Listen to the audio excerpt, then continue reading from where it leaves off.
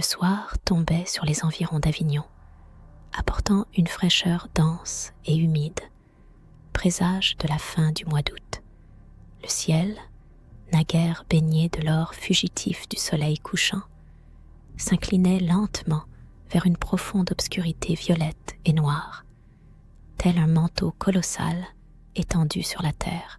J'étais assis dans un humble café, à la périphérie du village, et chaque bruissement des feuilles derrière la vitre, chaque cri lointain d'un oiseau nocturne ne faisait qu'intensifier mon pressentiment oppressant et inexplicable. Récemment, j'avais reçu une lettre de mon vieil ami d'université, Jean-Luc.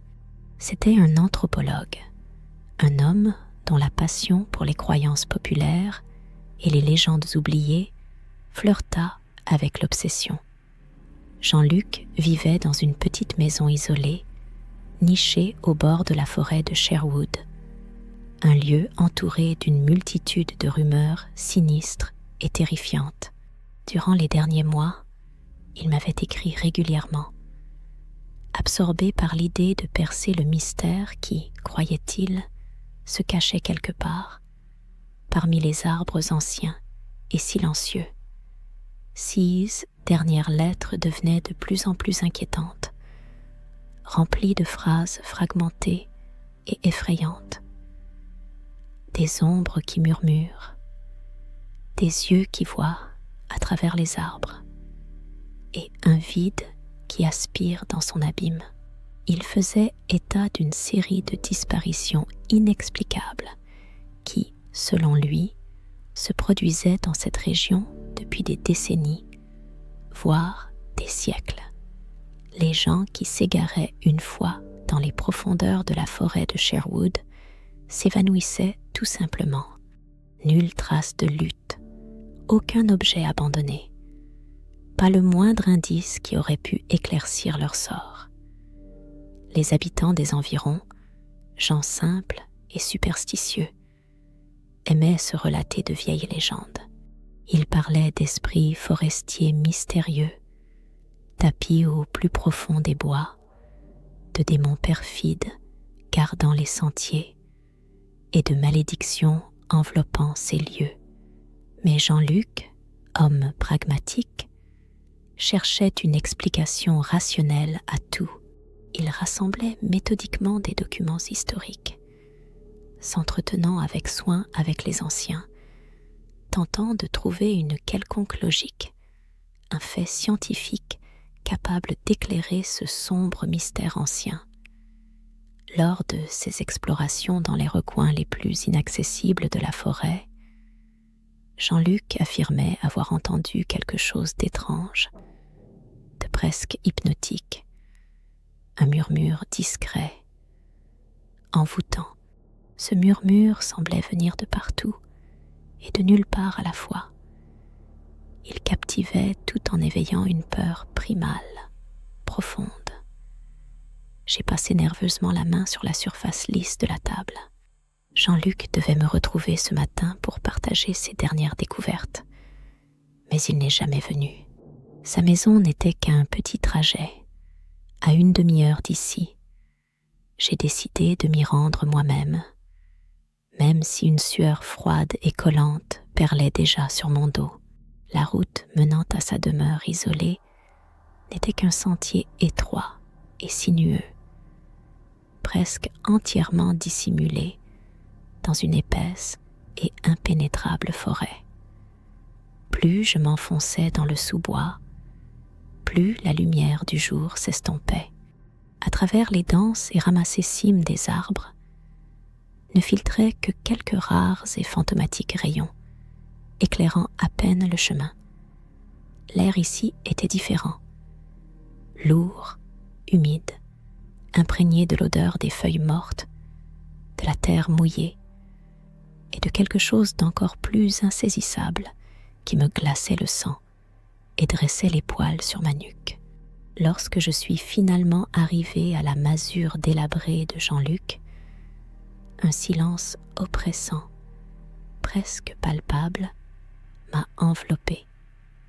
la porte était juste entr'ouverte, comme si l'hôte, m'attendant, avait simplement oublié de la refermer complètement.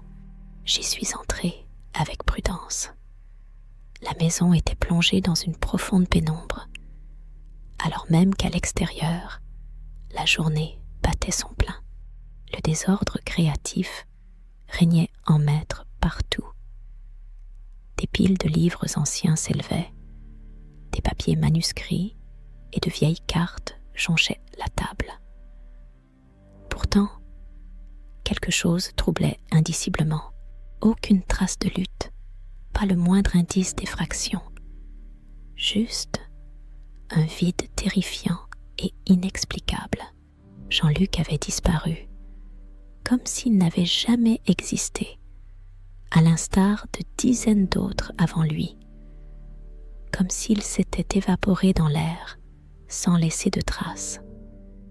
Je regardais autour de moi, puis je me mis à examiner attentivement son bureau. Parmi les feuilles proprement pliées et écrites, mon regard s'arrêta sur son dernier journal. La toute dernière entrée remontait à la veille au soir, avant sa disparition. L'écriture, comme tracée d'une main tremblante, trahissait un état d'extrême agitation. Je suis proche, je le sens. Les murmures s'intensifient. Ils ne résonnent pas simplement. Ils pénètrent mon esprit, tels de l'eau glacée qui brûle de l'intérieur. Je les ai vus, ou plutôt, j'ai vu leurs reflets. Ils dansaient sur les troncs des arbres, apparaissaient sur la terre humide, se fondaient dans la brume éternelle et persistante. J'avais tort de penser qu'il s'agissait d'ombres. C'étaient des particules, éparses comme des fragments brisés. Elles se fragmentaient et se mélangeaient.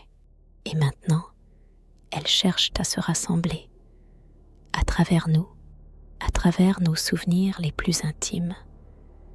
Comme si elles s'en nourrissaient, elles en façonnent leur forme. Et il me semble avoir enfin saisi cette logique. Les disparitions ne sont pas aléatoires, loin de là. Elles sont liées à des points précis, comme marqués, comme si cette forêt profonde et silencieuse n'était pas une simple accumulation d'arbres, mais quelque chose d'autre, d'incompréhensible. Peut-être est-ce un espace entier qui possède sa propre logique cachée, ou même un guide menant à l'inconnu. Je sens que quelque chose d'invisible m'observe, pas avec des yeux ordinaires, non. Quelque chose de bien plus ancien et d'étrange. Il attend, lentement et patiemment. Il attend que je franchisse cet ultime, ce pas fatal. Je dois y aller, droit au cœur même de cet endroit, là où un murmure à peine audible se transforme inévitablement en un cri assourdissant, là où je me cache moi-même. Mon cœur se serra douloureusement, comme sous une caresse glaciale.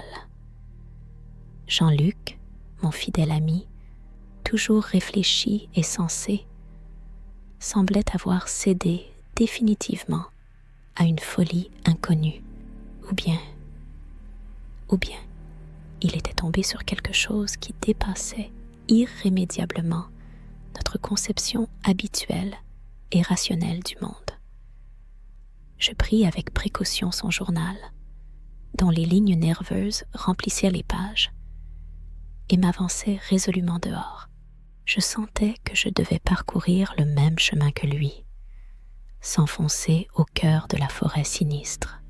Lentement, mais sûrement, je progressais, foulant des sentiers à peine discernables qui, me semblait-il, m'étaient indiqués par une boussole intérieure, invisible mais impérieuse, guidée par une force inexplicablement attirante.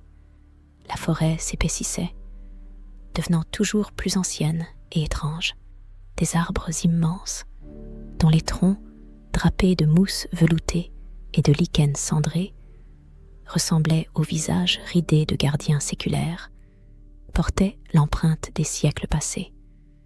Un silence inhabituel régnait ici, dépourvu des sons familiers de la vie, ni le chant mélodieux des oiseaux, ni le bourdonnement affairé des insectes. Seul un grondement sourd et pesant emplissait l'air, tel le battement rythmique d'une machine gigantesque et invisible, faisant écho à mon cœur qui s'emballait. Et puis, à travers ce vacarme oppressant, je commençais à le distinguer, un murmure.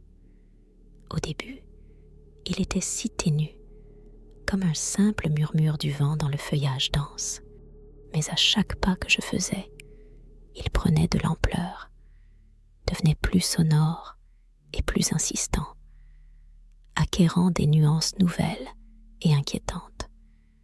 Ce n'étaient pas des mots distincts, plutôt un enchevêtrement chaotique de sons que mon esprit tentait en vain de déchiffrer comme une forme de parole humaine. Des bribes de mélodies parvenaient, des voix d'enfants clairs, des échos de conversation. Il semblait qu'ils appartenaient à des gens que j'avais jadis connus, que j'avais sincèrement aimés. Ils m'appelaient, m'imploraient, éclataient de rire. Je sentais mon propre esprit commencer à se désagréger lentement, à craquer de toutes parts. Je m'efforçais de me concentrer, de m'accrocher aux paroles de Jean-Luc, à ses théories. Il parlait de parties de la conscience, de fragments de souvenirs. J'ai reporté mon regard sur les troncs des arbres qui m'entouraient. Je les voyais maintenant clairement. Sur la rugueuse et rêche écorce, comme sur une toile inconnue, des images fantomatiques apparaissaient, des visages, tels des reflets de ceux qui avaient jadis foulé ces sentiers, de ceux qui y avaient laissé leur empreinte. Mais les images étaient déformées, comme des photographies décolorées et oubliées, ayant perdu leur netteté. Parmi elles, je reconnus soudain un visage familier. C'était ce même jeune touriste dont la disparition avait été récemment rapportée avec insistance dans les journaux. Il me regardait droit dans les yeux.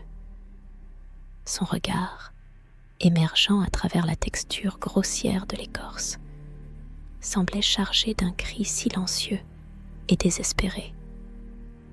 Et puis, je le vis, Jean-Luc.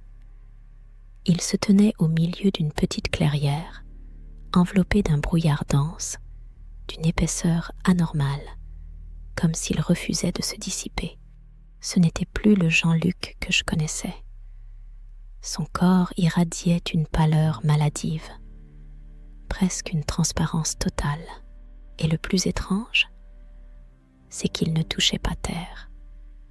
Comme par une force invisible, il était fixé à l'un des troncs massifs de ces 16 arbres gigantesques et anciens, semblant contenir l'éternité.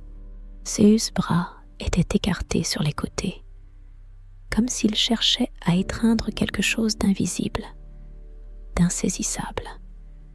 Et dans ses yeux, il semblait se refléter cette même lueur mystérieuse qui enveloppait les troncs des arbres anciens, dégageant une lumière douce et fantomatique. « Jean-Luc !» Mon cri s'échappa, mais il parut étrangement étouffé, comme si l'arbre lui-même, enfonçant ses racines profondément dans la terre, l'avait absorbé, étouffant mon appel. Lentement, il tourna la tête, et je vis son regard.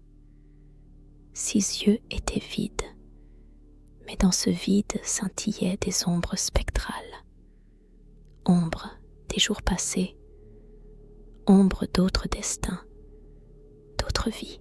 « Toi aussi tu entends, n'est-ce pas ?»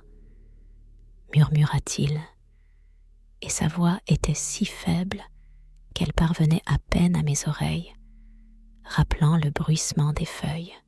Ils appellent, ils souhaitent faire partie de nous.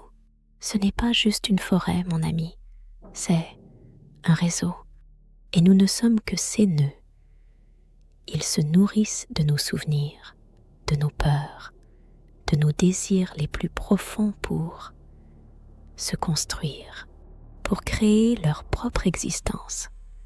Ils ne sont pas méchants, juste différents. Ils ne peuvent exister autrement. Ils ont besoin d'un guide, la prise de conscience.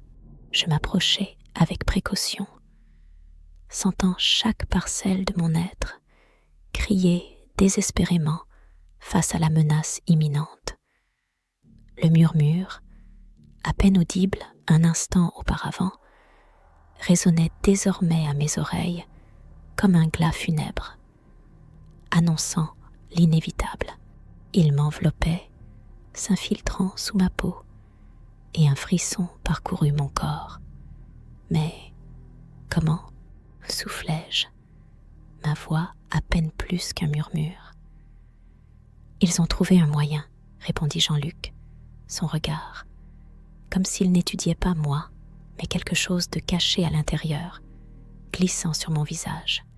Ils ont découvert la résonance, une certaine fréquence, ce qui nous lie tous invisiblement, nos émotions les plus puissantes, les plus profondes. Et maintenant, ils exploitent cela. Lorsque tu désires ardemment quelque chose, ou que tu ressens une peur dévorante, tu génères, sans même le savoir, un signal. Et cette forêt ancestrale, tel un amplificateur géant, le multiplie. Et voilà qu'ils avancent. Non, ils ne nous emportent pas. Ils s'intègrent. Ils nous prennent comme de minuscules fragments de mosaïque et nous placent dans leur propre dessin qui nous est inconnu. Tu me regardes, mais ce n'est plus tout à fait moi. C'est juste un pâle souvenir de moi, désormais solidement tissé dans leur structure incommensurable. Je ne pouvais détacher mon regard et une terreur glaciale m'a envahi. Siusmo était un véritable cauchemar, prenant vie sous mes yeux. Je l'ai vu, son corps, lentement, presque imperceptiblement, commencer à se fondre dans l'écorce rugueuse d'un arbre ancien. Sa peau prenait une teinte terreuse, devenant rêche et craquelée comme l'écorce, ses traits se métamorphosant en motifs étranges, sculptés en elle-même. Et toi, est-ce que la même chose t'est arrivée ? Ai-je murmuré, sentant la panique grandissante me serrer la poitrine. Je les cherchais, a-t-il dit, et une étrange distance, presque douloureuse, s'est fait entendre dans sa voix, comme si les mots s'échappaient de ses lèvres malgré lui. Il fallait que je comprenne. Je croyais pouvoir contrôler cela, garder la maîtrise. Mais eux, ils se sont avérés bien plus forts que ceux que j'avais jamais imaginés. J'ai écouté leur appel trop longtemps. Je me suis laissé emporter trop profondément par leur voix. Je me suis ouvert à eux, bien trop. Désormais, j'en fais partie. Et toi aussi. Tu es venu me chercher, et maintenant tu écoutes à ton tour. Tu ressens leur appel, n'est-ce pas ? Il leva lentement la main, et je vis avec une anxiété grandissante ses doigts, comme vivants, se fondre à moitié dans l'écorce rugueuse d'un arbre séculaire. « Ils t'attendent, murmura-t-il, une tendresse d'outre-monde imprégnant sa voix. Il voit ta détermination sans faille, ta passion indomptable. Il convoite ton esprit, car il est si incroyablement lumineux. Une étrange sensation, inexplicable, m'envahit, comme si quelque chose d'invisible, tissé de chuchotements fantomatiques et de souvenirs oubliés, commençait à m'attirer. C.S. Fields, fin mais d'une force incroyable, m'enveloppait, telle une toile d'araignée, cherchant à me tirer dans un motif infini et entrelacé de fibres ligneuses. J'ai instinctivement tenté de reculer, mais mes pieds semblaient soudés à la terre humide. J'ai regardé Jean-Luc, son visage déjà à moitié transformé, devenu partie intégrante de cette ancienne créature qui respirait, et j'ai compris avec amertume qu'il avait eu raison. Moi aussi j'écoutais, moi aussi je ressentais leur présence. Mon regard est tombé, involontairement, sur le journal que je serrais encore dans ma main. Les dernières lignes paraissaient floues, comme si l'encre avait cédé à l'humidité et s'était répandue sur le papier. Mais un mot, tracé en lettres grosses et irrégulières, se détachait sur le fond général. Union. Et c'est là que tout m'est apparu. Une vérité terrifiante et implacable s'est révélée. Ce n'étaient pas des esprits, ni des démons, ni rien venu de l'extérieur. C'était nous, ou plutôt les restes de CE qui avaient été nous. Nos particules perdues, nos récits tronqués, nos rêves et désirs oubliés. Ils n'avaient pas disparu sans laisser de traces. Ils avaient simplement migré vers un autre plan d'existence, fusionnant en une conscience unique et collective qui utilisait la forêt silencieuse comme son nouveau corps frémissant. Et ce murmure mystérieux qui se propageait entre les arbres n'était en réalité que les voix de ceux qui avaient déjà parcouru ce chemin, appelant de nouveaux membres, de nouveaux souvenirs, de nouvelles émotions inconnues. Et Jean-Luc, il n'était pas une victime des circonstances, il était un véritable chercheur. Et voici qu'il avait trouvé ceux qu'il cherchait depuis si longtemps. Il avait trouvé sa propre union, tant attendue. Il n'y était pas entraîné, il y était destiné, il avait rejoint. Désormais, il faisait partie intégrante de cette conscience immense, éternelle, qui germait à travers l'écorce des arbres séculaires. J'ai senti une démangeaison infime, persistante, parcourir ma propre peau, comme 1000 aiguilles invisibles. J'ai involontairement jeté un regard sur mes mains, et elles m'ont paru étrangères, transformées, comme si elles appartenaient à quelqu'un d'autre. Un murmure discret, à peine audible, venu d'un endroit lointain, a commencé à se métamorphoser en une mélodie envoûtante. C'était une chanson que j'avais l'impression d'avoir toujours connue. Une chanson qui portait en elle la promesse de l'éternité, la promesse d'une compréhension profonde et, enfin, d'une union complète. Quelque chose en moi s'est éveillé, a répondu à un appel inconnu, quelque chose dont je n'avais jamais soupçonné l'existence auparavant. Et je compris qu'il n'y avait plus aucune possibilité de résister.